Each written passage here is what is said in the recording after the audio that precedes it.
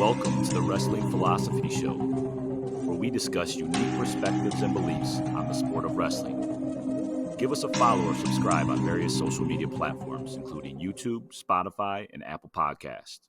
Enjoy the show. Welcome, Coach Richard Arreola, Hybrid Academy. How you doing today?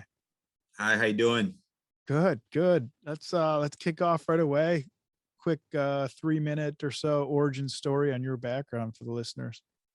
Well, first off, thanks for having me. I really appreciate it. So a bit about myself. I started wrestling in high school in about 1996. It was actually by accident. I don't think it was an accident. I think it was meant to happen, but it started off as a prank, and I ended up getting jumped in a wrestling room by my friends. And little did I know, I ended up liking it enough to come back and keep getting my head kicked in every day. And since then I fell in love with it. I did it through high school, and then I took a bit of a break after high school just to kind of get my priorities straight. And then from there, I returned back into the coaching scene. And then later I went into Santa Ana College, and I wrestled at the JUCO level. I learned under Vince Silva, former Oklahoma State All-American. A great mentor and a great coach, someone that I look up to. He taught me, that's where I felt I really got better. I learned so much from him as a wrestler, and goal setting, and working through harsh conditions. And me and my brother both wrestled for Santa Ana College, and we were actually part of the 2009 state championship team, which we're very proud to be a part of. After college, I would say during college, I suffered a catastrophic injury. I got actually hit by a car and suffered a compound fracture of the tibia and fibula. And unfortunately, I had a titanium rod inserted into my leg. And it kind of stinks too, because I was committed to a college, actually an Ivy League school, ready to go. And obviously, when my leg snapped in two, that was the end of that. And so it was a hard road back. And then after that, since when I recovered, my range of motion wasn't really there. I had to learn to wrestle on my knees. Wasn't easy. And that's when I discovered Jiu-Jitsu. I discovered Jiu-Jitsu at a local MMA gym in Orange County. And that's where I met my professor, Mokayet and Giva Santana. And I started training Brazilian Jiu-Jitsu. Well, I started off as training Nogi grappling, obviously, because I'm a wrestler. It just transitions very well.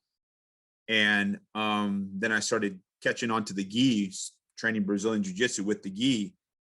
It was a bit of a struggle in the beginning. I was going through a lot at the time, especially since, with my injury. And then at the time, I was just going through a lot, academically and whatnot. Grades started to slip, just things like that. So much going on, but jiu-jitsu was there for me, and it allowed me to express myself. It allowed me to de-stress and decompress, and it also created some new goals for myself to set. As a wrestler, we're always setting goals. We're always looking to compete. We're always looking to challenge ourselves, and this was an opportunity for me to challenge myself in a new sport. And soon enough, I got into competition and started competing in the scene, both Nogi and gi. And I've accumulated three Pan Am titles, 5 IBJJF national championships, and multiple world championships, both at IBJJF and SJJF. And that was all through jiu-jitsu and just the implementing my wrestling into my jiu-jitsu. So that's my little story of wow. My wrestling and jiu-jitsu. Yeah, at the time that injury, probably you felt like, oh geez, I can't do this, but then it turns into, oh, I can do this, right? And turn into a positive. Do you remember your first competition, your first jiu-jitsu competition? Oh, I do. Yes, I do very well, actually. I know because I lost. My very first competition, I got strangled via triangle choke by the same guy twice. In the first round, and then I fought my way back into the consolations for the bronze, and then I met him in the bronze finals match, and then he strangled me with the same submission, the triangle choke. So I remember is it that very bracketed then? well. Is it bracket? So is it bracket just like wrestling? Is that how it works? It's bracket just like wrestling. It's actually pretty cool how they run their tournaments, because their tournaments, they run it very fast. It's not like wrestling where we wait for one division and then we do another one and we wait like a lot longer. In grappling, it's in jiu-jitsu, it's faster, it's very efficient. That's one thing I always love about their tournaments. You go, you weigh in, and then you go warm up, and then they get your entire bracket and they walk all the competitors to maybe 1 or 2 mats, depending on how big the bracket is. And then just run it straight through. They give you like a 5-10 minute recovery time, and then they put you back out there and they run the bracket through. So yeah, they're done like within 30 minutes, maybe an hour, and you get to report to your fight time, and then you're done. You get to enjoy your day. I kind of wish wrestling tournaments were ran like that, so that way we could be home soon. Yeah, no, that's definitely one of the downside of the sport. I mean, I think through COVID, right, some of these tournaments got creative, and there were quicker days, right? But it still can be a very long day for a coach, right? Coaching multiple Yes. kids, but I think we're getting more efficient and learning things definitely from COVID. But speaking of coaching, right now you have Hybrid Academy, right? It's wrestling and jiu-jitsu. At what point, or what, looking back, was there a point you knew that's what you wanted to do?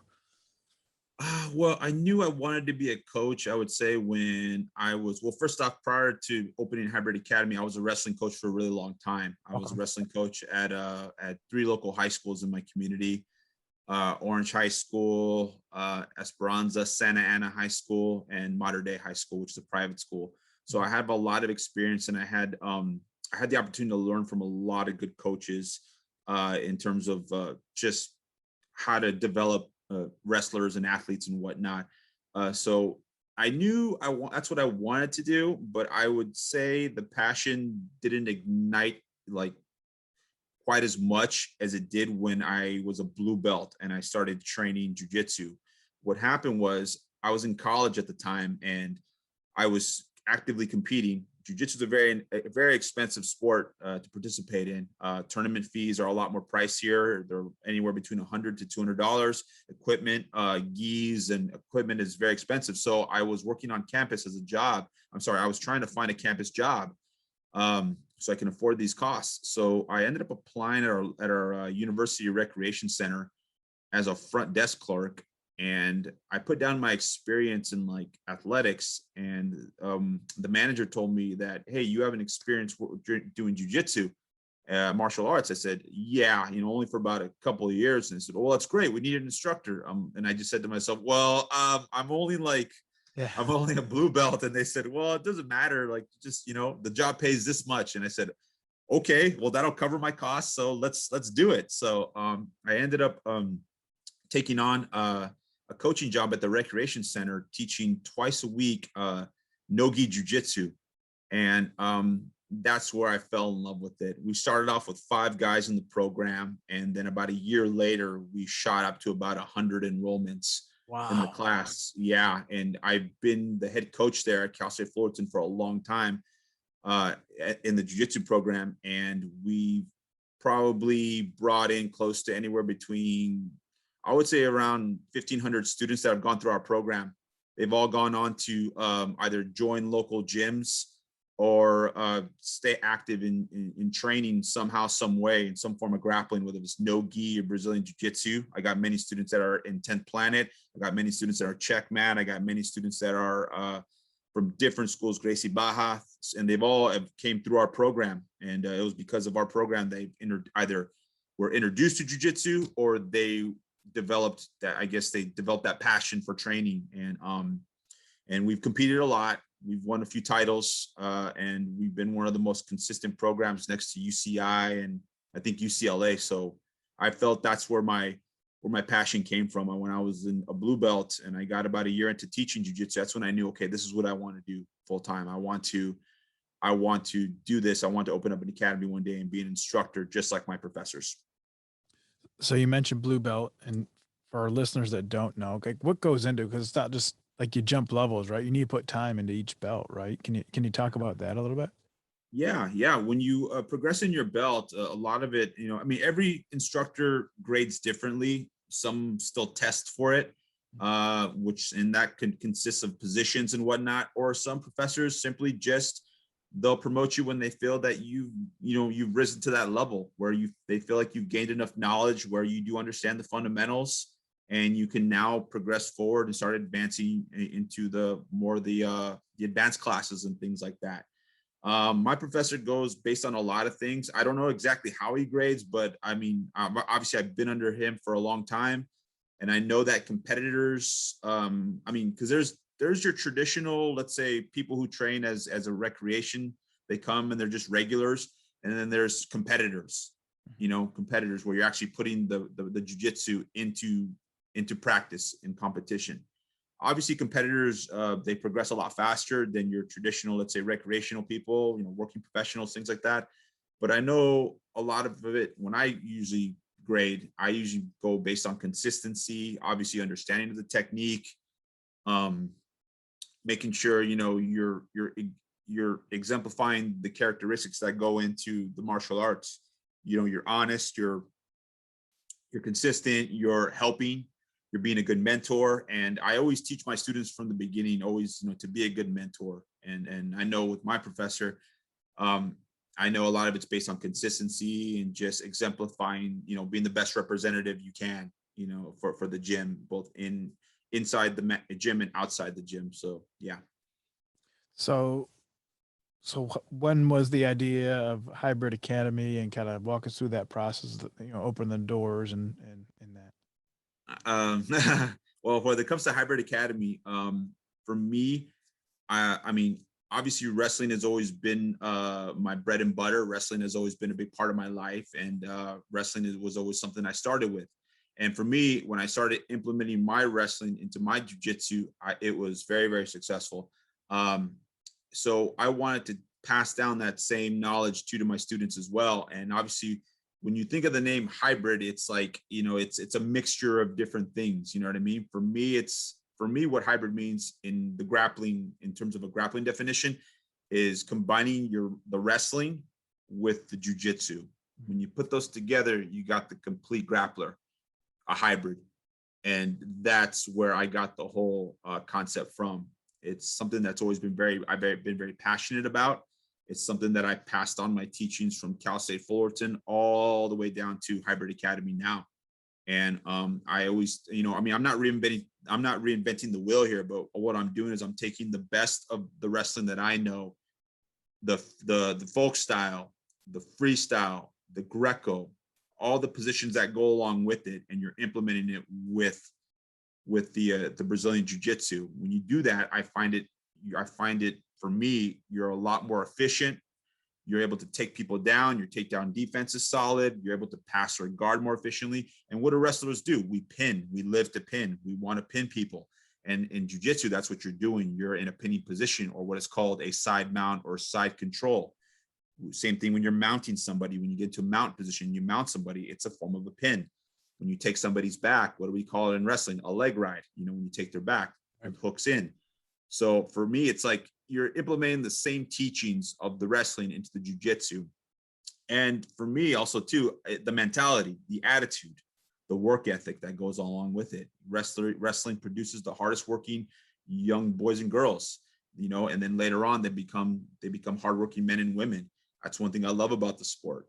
And I just tried to implement those same teachings that I learned in wrestling about the attitude, the mindset, the work ethic into the Brazilian Jiu-Jitsu.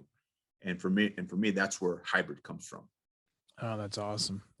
Thanks for sharing that. That's what I guessed it was, but it's like we'd mentioned off air, like, having those two skill sets in the MMA world are huge, right? Those are the two huge. Yeah, huge. You have to have, right? With jiu-jitsu, is there a tradition? We talked off air about the nationals and things like that. Is there a traditional calendar, or how's that? In wrestling, right? You have your folk style season per se, and then you have a freestyle, season. And we won't get into, with the Olympics, people back and forth, the folk style is hurting our freestyle or it's enhancing it. We won't get into that today, but is there a season, or what's a traditional 12-month cycle of jiu-jitsu training look like? It's exactly like wrestling. We have competitions year round. We have big ones on certain types of the season. I know every summer it's always the American Nationals. They host that in Las Vegas. With COVID, obviously the calendar's kind of shifted a bit, but but I see it gradually restoring it. And then when you get to the end of the year, or I would say fall, you get to Masters Worlds. And then as you get to the end of the calendar year, you get the Nogi Worlds. But the one that usually kicks off the season, I would say in like March is the Pans, the Pan Americans, and then later as we enter the summer, early summer, we enter the Worlds, and those are always the big tournaments, and we always host them here in California. And obviously, because of COVID, things have shifted a little bit. Everything started moving more towards Florida and Texas. But happy to say California and Vegas are open. Obviously, they're open already. So a lot of the tournaments now have shifted back over to the West Coast, which I'm really happy about. So, and I'm looking forward to it because I want to get back out there just like the rest of my students. And and I'm sorry to answer your question again in terms of the year cycle of training. It's same thing. It's like I said, we have our competitions year round. When you're training, it's just having that consistency of your training, your diet, your weightlifting, your obviously jiu-jitsu is like wrestling. It's a muscular endurance base. So a lot of it's just making sure that you take care of yourself and of course, just making sure that you're tending to your injuries. Because if you're in a year-round sport, it just accumulates over time. Right. You got to have the building blocks, right? Indeed. Yeah. So you mentioned you started with no gi, now you do gi, or what's I guess the differences for listeners that don't know jiu-jitsu or what, obviously the gi is the difference, but is it you start out in one style and transition to the other, or what's the kind of the nuances to each? Yeah. When it comes to the gi and no gi, usually when you go to standard martial arts academies, they start you in the gi. There are some gyms that are out there that are no-gi only. But some places, if you're fortunate, you'll find a place that does both. And when I started with my team, One Jiu-Jitsu, we did both. I started with no-gi, obviously, because it was more wrestling. It looked more like wrestling. You wear either like a rash guard top or a t-shirt or a dry fit shirt, then you wear shorts. And at least at the time, that was the attire I had. And and obviously you're barefoot. And you could implement, it's more wrestling based. It's faster speed. It's, obviously, when you roll with somebody, you're super slippery, because you're sweating a lot. And, but I would say it's more identical to wrestling. It's just, you're now implementing the jiu-jitsu without the kimono. So it's no gi just means you're not no gi, no kimono, and jiu-jitsu without the kimono. And then later on when I was later on in my journey, I got exposed to the gi, which is Brazilian jiu-jitsu.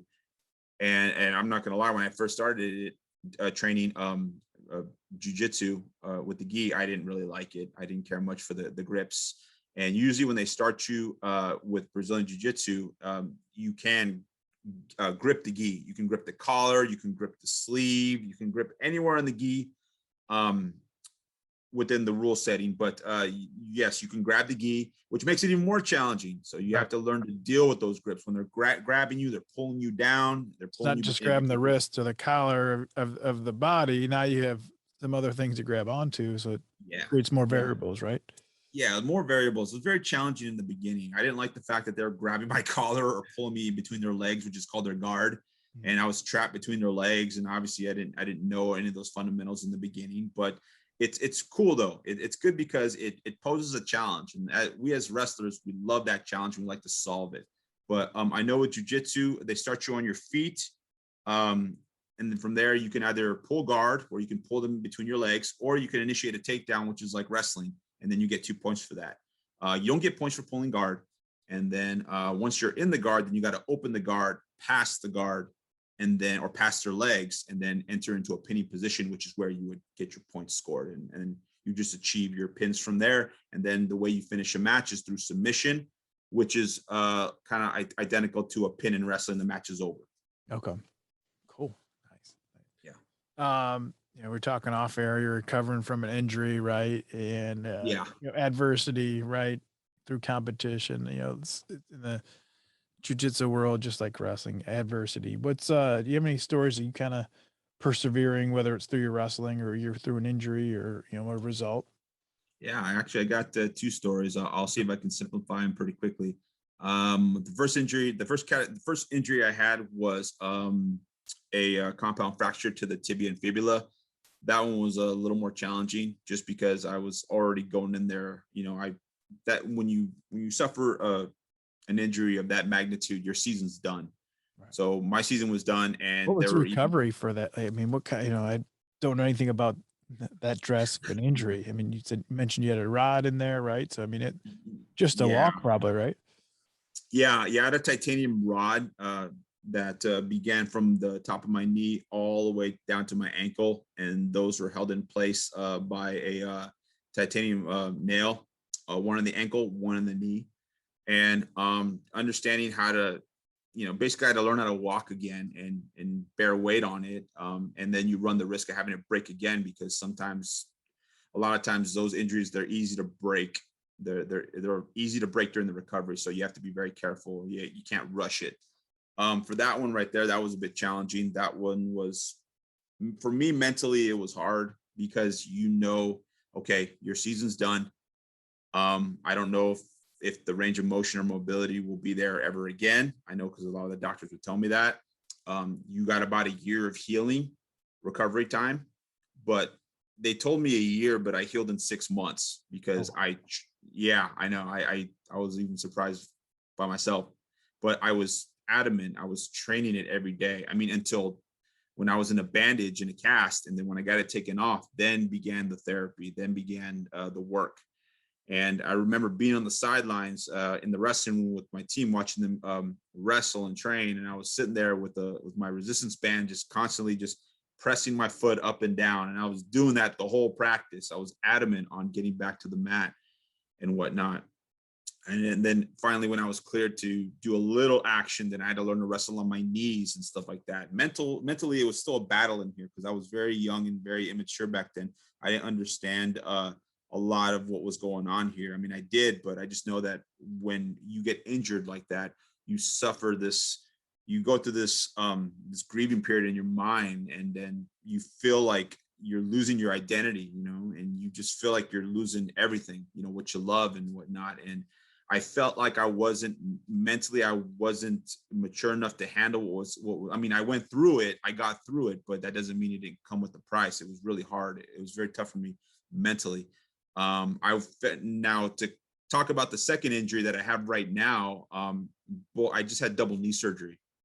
So both my knees got cleaned up right now, and it was long overdue. It was just years of wrestling, and obviously now you add jiu-jitsu to the equation.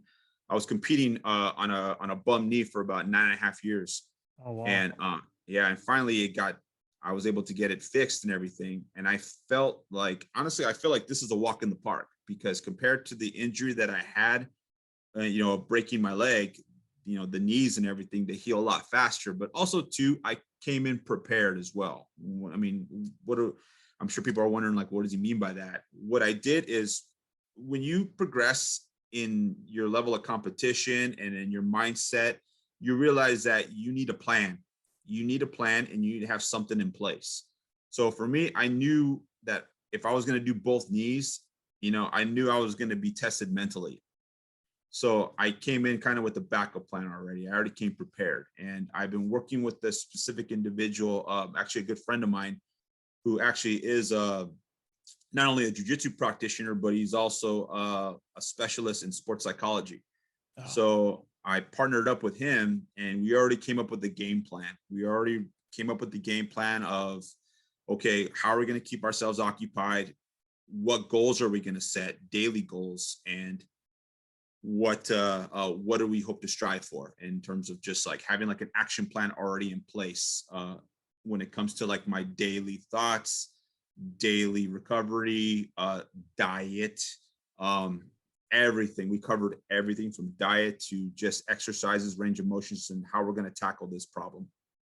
So what's the diet, right? Probably some staying away from the junk, right? For the inflammation and things like that. Yeah. What do they recommend? Yeah, well, a lot of it's just foods that are anti-inflammatory. But I mean, I've always had a good diet because I'm a year-round competitor. So I've always would stick to my template, which it was always a protein, a carb, and vegetables. And so I just been eating very clean throughout this whole time.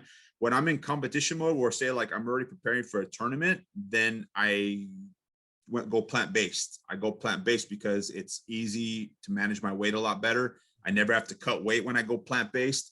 And then when I want to give myself a reward, I take in an animal protein on the weekend. So when I do it, I'm still underweight. I'm still feeling good. The inflammation in my body goes away. I sleep a lot better, and I'm less sore. I'm able to come back stronger for the next practice. So I mean, a lot of people don't. I don't know. I mean, people have their preferences if they like to go plant-based or if they like to go all proteins. I do both, but when I'm preparing for like a big competition, or if I know I'm doing back-to-back competitions, like back-to-back months, then I go plant-based. It's a lot easier just for me to manage my weight. And I do have energy. I feel great. You know, a lot of people say that if you go plant-based, you lose like your strength, your proteins, your power. Nah, not necessarily. You know, I think everyone's different. Yeah, I think everyone is different, right? We're all made a little bit different. Exactly. If plant-based makes you go, then it makes you go. But if you that like it your does. meat, then you eat the meat, right? So, Eat the meat, yeah. yeah. So you're coming off the injury. You're still competing. So what's the goal right now for your next competition? Then what's that looking like? Well, I'm looking at a 12-week recovery. I'm gonna be smart. You know what they say: if you do it right the first time, you won't have to do it a second time. Right. So I'm going to. I'd like to shoot for the Nogi World. I mean, the Masters Worlds is open in October. I mean, I could shoot for it, but I feel like it may be too soon. As much as I want to go, you want to do it right and not rush it, and right. Yeah, as much as I'd like to go for a second Masters World title, I would like to take a break and maybe let it heal. A lot of it goes depending on how I feel, but ideally, I would like to shoot for the Nogi Worlds, which would, I think, be in, I want to say November. So if I can aim for something like November, and a lot of it's going to go based on how I feel, you know, because every bit of every part of me as a competitor wants to get back out there and go, but I also know that, hey, look, I'm not a spring chicken anymore. You know what I mean? It's different when you get to a certain age. You got to be smart. And also too, I'm an instructor now. I look after a lot of my students. I got to make sure I'm healthy, not just for me to compete, but healthy for them, to be able to instruct them, to be able to guide them, you know, to their goals. And so I would like to hopefully aim for the Nogi Worlds. That seems a little more realistic in November. Awesome.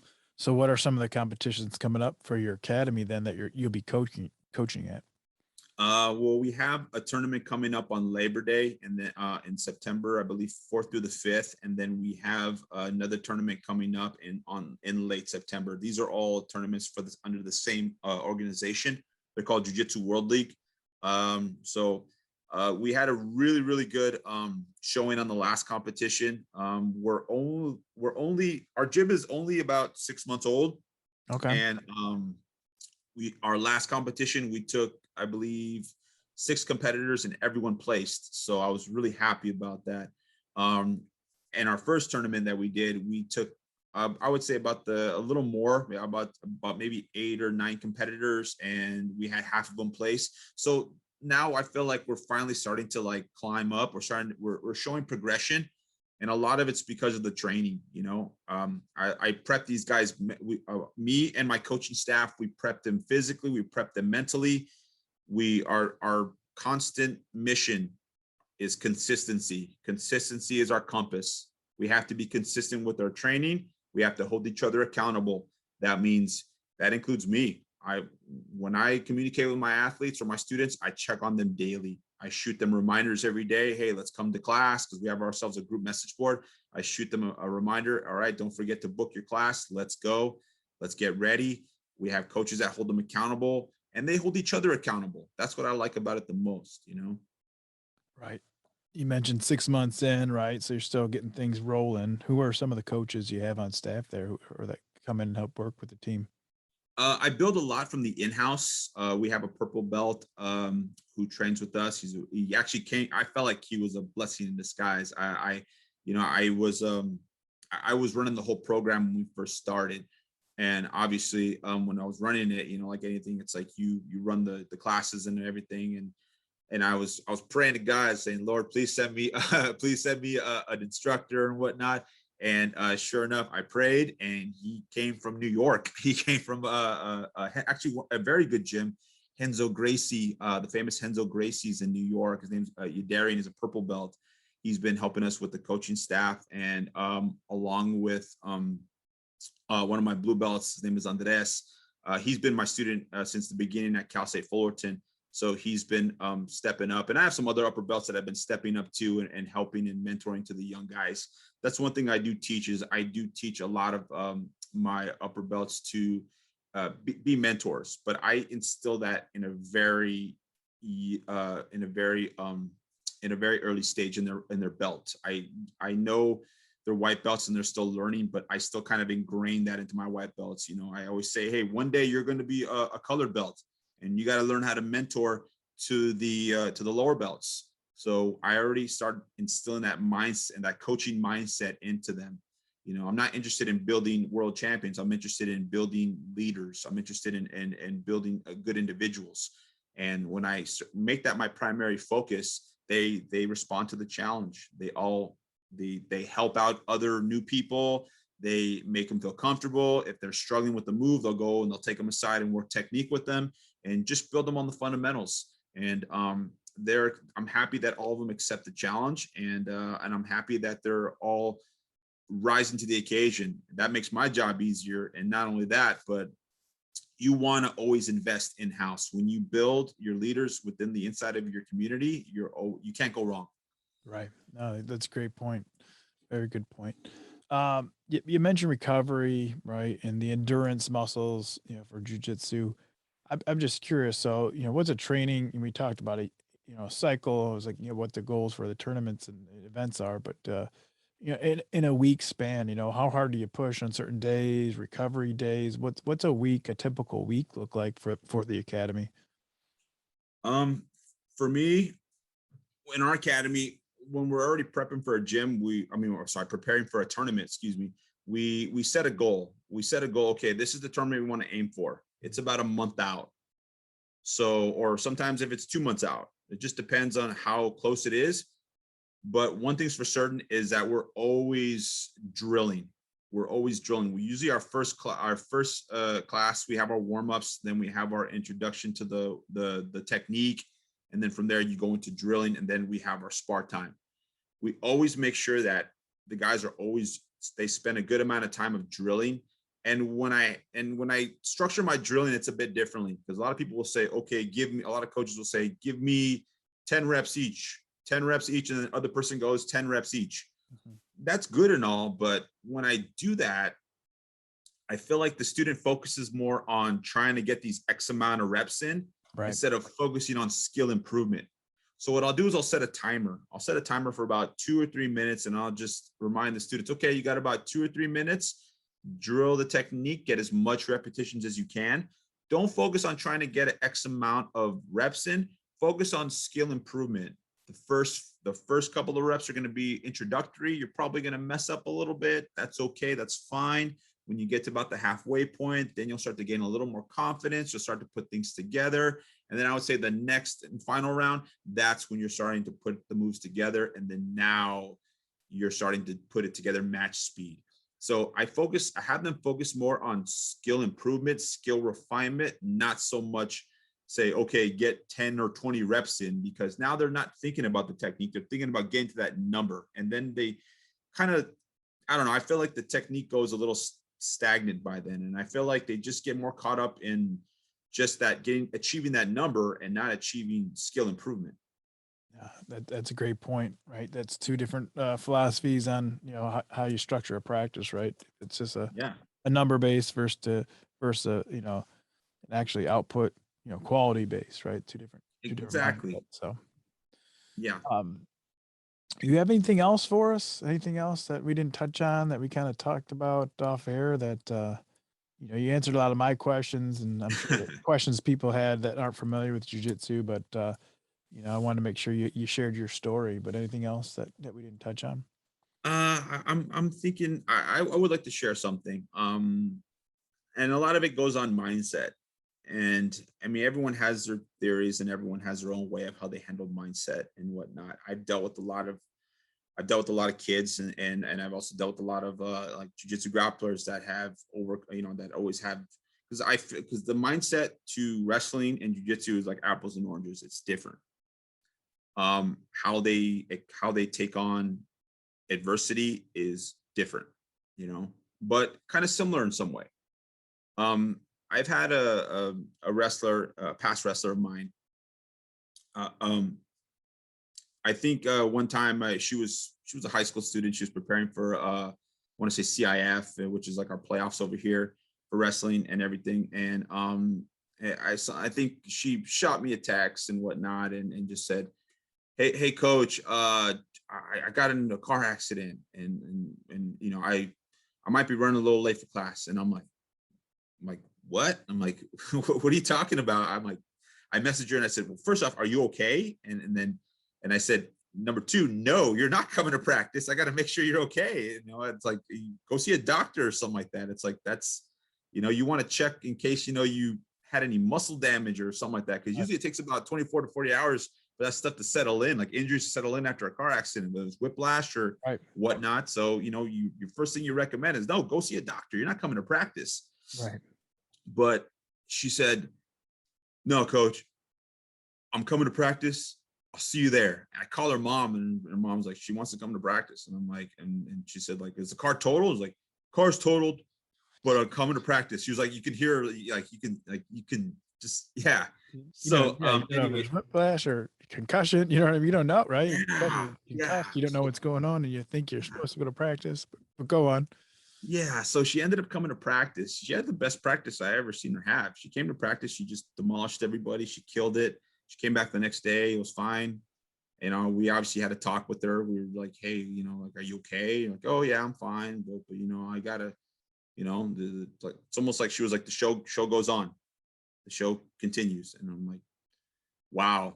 And when that happened, I was not only very inspired, but just like blown away by like a wrestler's ability to just push through adversity. I mean, life happens all the time.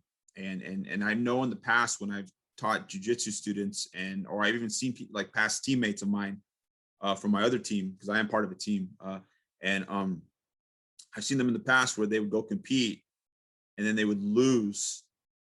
And they would say, oh, I'm not doing this ever again, or I quit, or why should I try? I stink. I'm terrible.